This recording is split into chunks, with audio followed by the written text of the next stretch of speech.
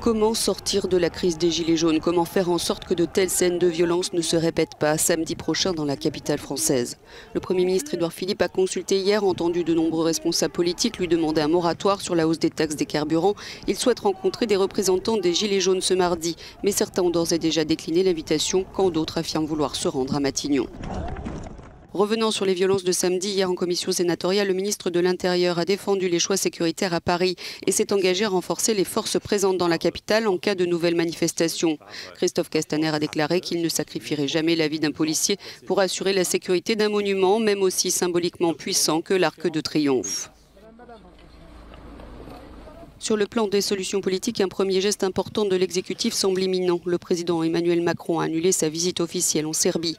L'exécutif semble avoir entendu les messages portés par les chefs de parti de tous bords.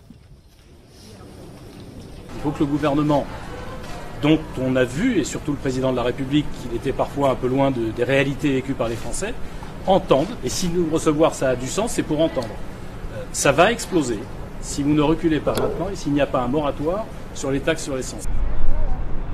Marine Le Pen a plaidé pour des mesures immédiates et une dissolution de l'Assemblée nationale. Benoît Hamon pour un rétablissement de l'ISF pour financer la transition écologique. Laurent Wauquiez pour un référendum.